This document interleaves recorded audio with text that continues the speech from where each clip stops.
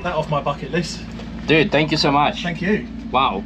So we just done a lap, and how many horsepower? 576. 576. When you know that this type of number is, that it means that the car's been dynoed and set up, and this is the exact number. 576 horsepower. BMW E46 M3, but there is not much left of it being an M3. I even thought that this was a stick shift, but it's actually an SMG.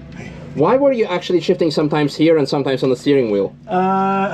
Sometimes I'm happier with one hand, you know, I can take the hand off. I'm happy to other corners. I think I'm not as confident, so perhaps I'm happier it being on the wheel. That's why we did a lightweight one of these, so it's quite high, so you can get to it easily and just up and down. That's nice.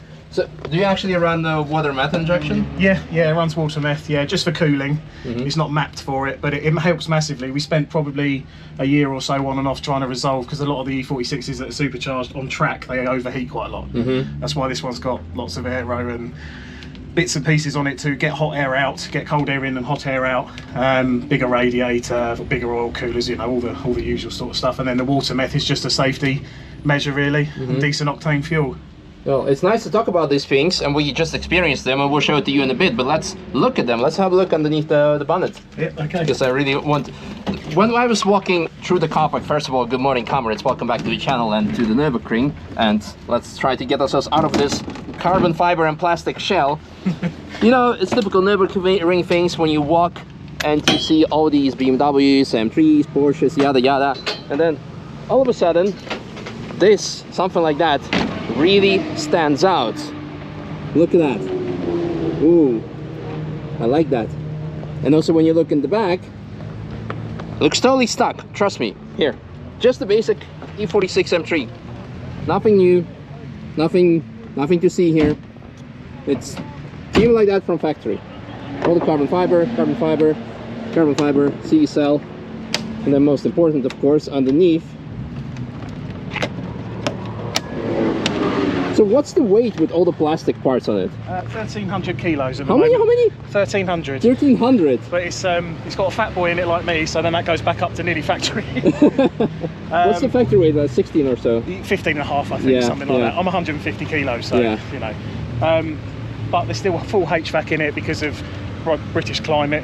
Yeah. So to clear the windscreen, still a full wiring harness. This trip was basically to decide what I'm going to do with the car, if I was going to keep it, if I was going to keep developing it.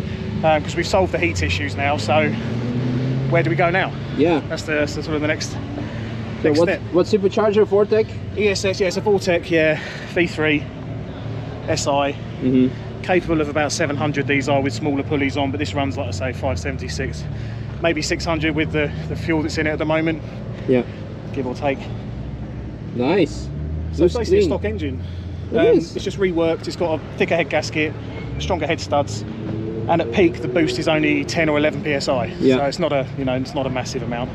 How many miles have you run with this setup already?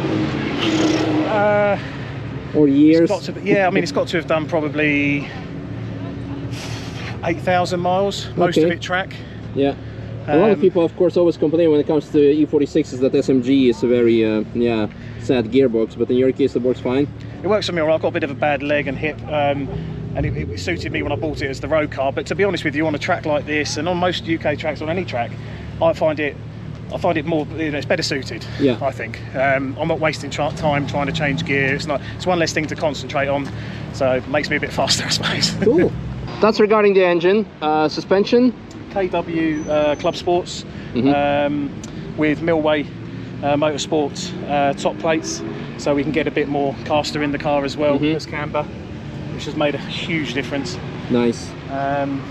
StopTech brakes? Yeah, StopTech ST4's bought as the road car, but actually when you take the weight out, and I put endless pads in it, and I know you guys are a fan of those, aren't you? They're brilliant.